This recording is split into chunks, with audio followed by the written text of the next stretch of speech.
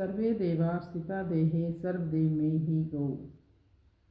धेनुमानस पहला सर्ग और 45 दोहे से आगे अभी हम पाठ करते हैं। धेनु महिमा गाएंगे। नभ वायु पावक जल धरनी, शब्द परस रूप रस करनी, गंध मनोरमा विरल निकसे, पाई संत मन पंकज विकसे। जय गौ माँ जय जय गोपाल।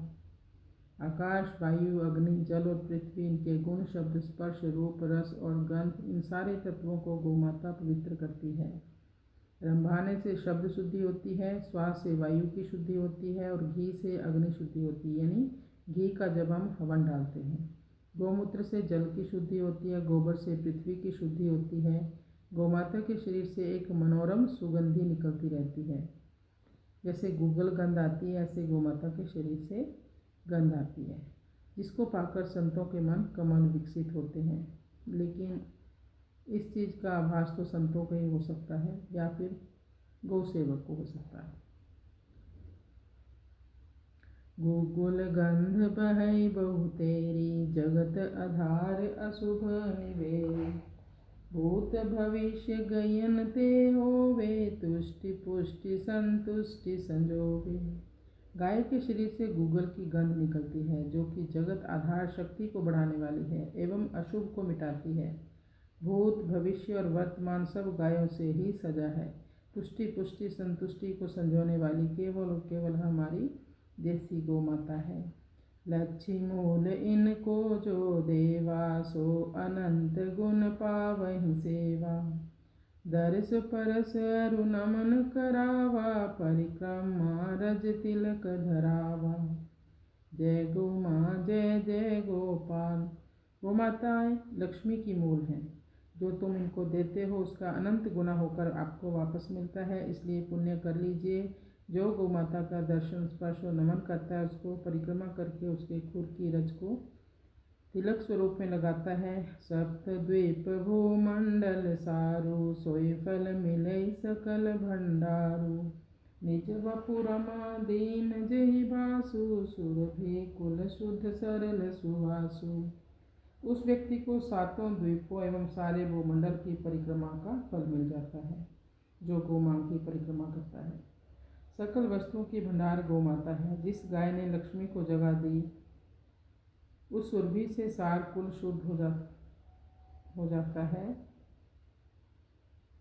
जय श्री कृष्ण। उस सुरभि से सार कुल, जय श्री कृष्ण, उस सुरभि से सारा कुल शुद्ध हो जाता है, जो सरल एवं सुवासित है। जन्म जन्म अघनासहि तबहि, व्याति गायी प्रदक्षिण जबहि।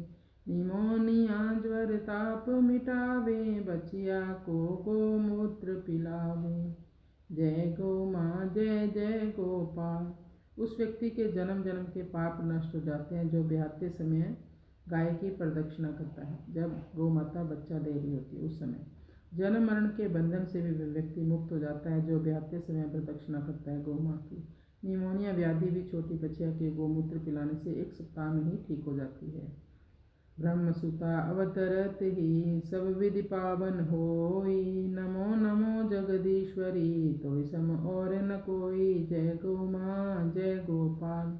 ब्रह्मसुता गौ माता के अवतारण से ही सब प्रकार से सब कुछ पावन हो जाता है। हे संसार की स्वामिनी, तुझे प्रणाम है, तुझे प्रणाम है। तेरे समान और कोई नहीं इस धरा पर।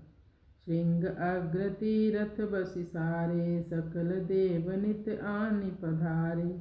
सर्वदेव में बनि तद रूपा, करहि प्रदक्षिण जेहि नर भूपा। गाय के सींग के आगे सारे तीर्थ निवास करते हैं और सारे देवता जिसमें बैठे हैं, जो सर्वदेव में ही है एवं उन्हीं के रूप हो गई है बड़े बड़े राजा, जिसकी प्रदक्षिणा करते हैं। रोम समूह कोटि 33, धरा उदर गिरि बन सह ईसा। मानुष बंधु मित्र मानव की, जे घर नहीं तिथि दानव की। 33 कोटि रोम गाय के शरीर में है। इसके पेट में पृथ्वी पर्वत वन ईश्वर के साथ स्थित है। मनुष्य उसका बंधु है, यह मानव मात्र की मित्र है। जिस घर में गाय नहीं वहाँ दानव की स्थिति होती है। सबसे दुर्लभ जग गौदाना, गौ महिमा को करहि बखाना।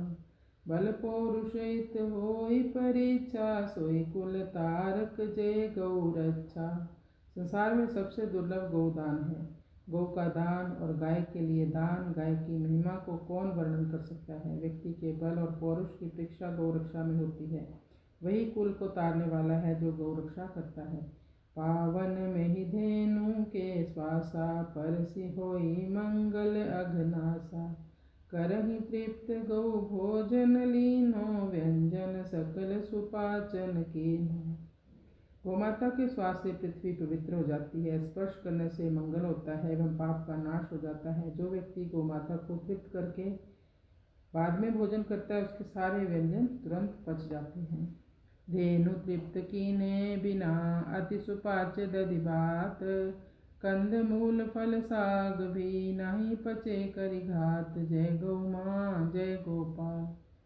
जो व्यक्ति धेनु को तृप्त कर किए बिना भोजन करता है, उसके अति सुपाच्य दही भात, कंद मूल फल साग भी नहीं पच पाते, बल्कि उसको अजीर्ण हो जाता है।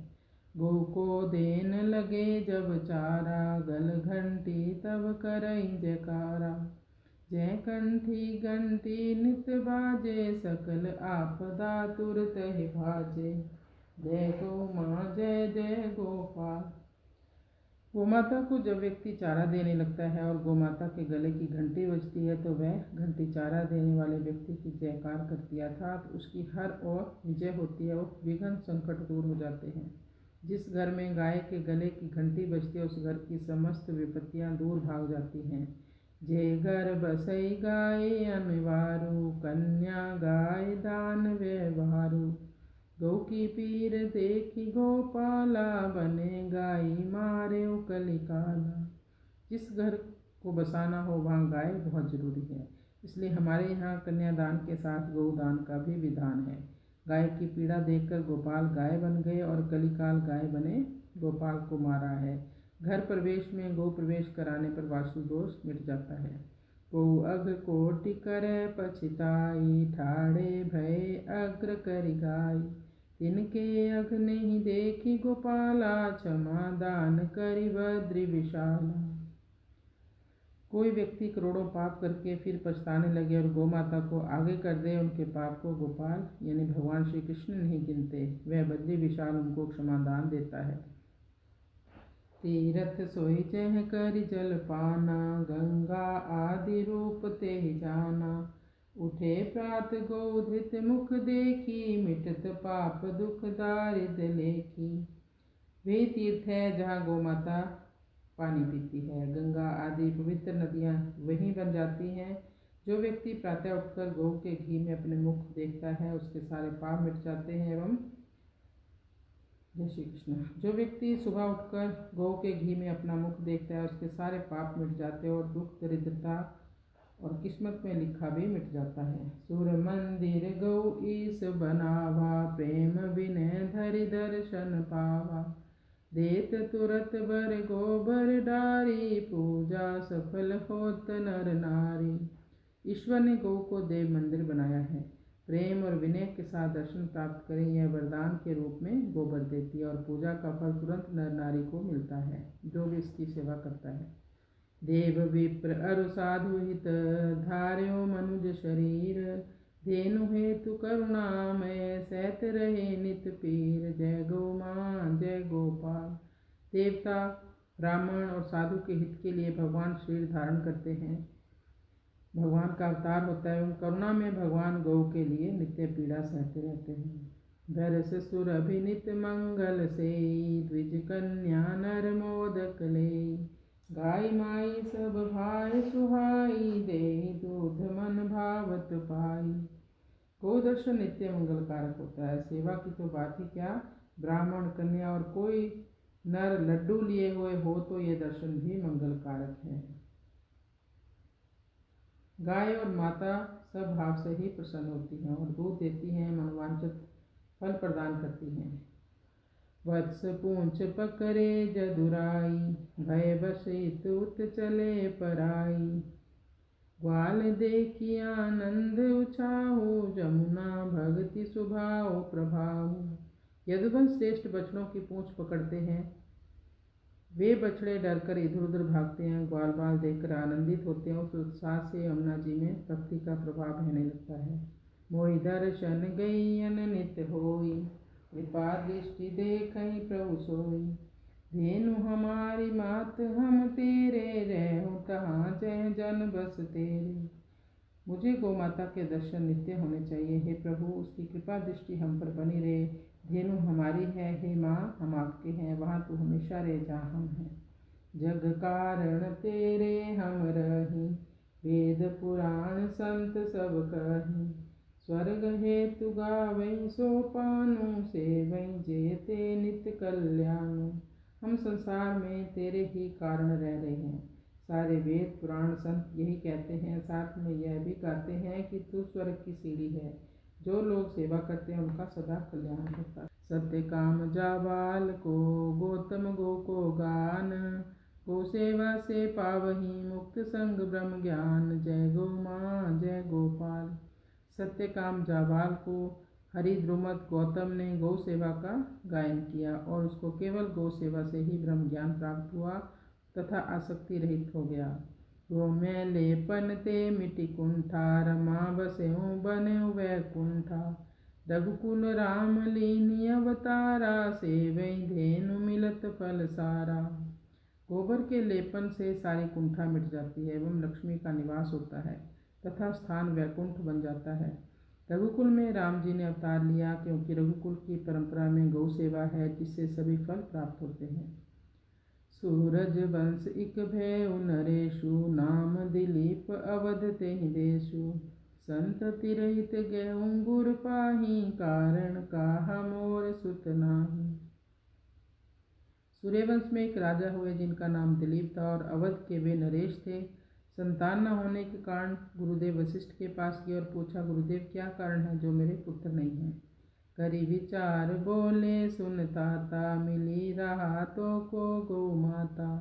नहीं प्रणाम आदर नहीं कीना, बाम भाग छाड़ी तेहि दीना।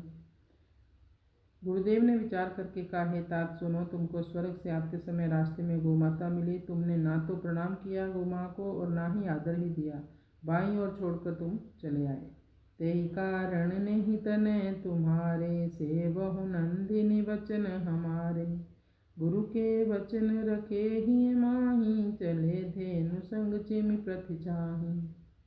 हे राजा, इस कारण तुम्हारे पुत्र नहीं है, इसलिए ऐसा करो कि नंदिनी की सेवा करो, यानी गौ माँ की सेवा करो, हमारे वचन मानो। यह सुनकर गुरुदेव के वचन हृदय में रखकर धेनु के साथ दोनों राजा दिलीप और रानी सुदक्षिणा ऐसे चले जैसे प्रतिछाया चलती है। चलने पर भूपति चले, बैठन पर विश्राम। संग चलत सुदक्षिणा, भूल गए निज धाम। जय गौ माँ जय गोपाल। गोमाता के चलने पर राजा चलते थे, बैठने पर विश्राम करते थे और साथ में रानी सुदक्षिणा भी थी। अपने घर को दोनों पति पत्नी भूल गए। जय गौ माँ जय जय गोपाल। आज गौ माता की कितनी दुर्दशा है आप सब लोग जानते हैं। आज हमारे देश में कितनी सारी गौशालाएं चल रही हैं, लेकिन वास्तव में गौ सेवा है क्या? एक पर्याय है, गौ सेवा नहीं। गौशालाएं तो बस मजबूरी है।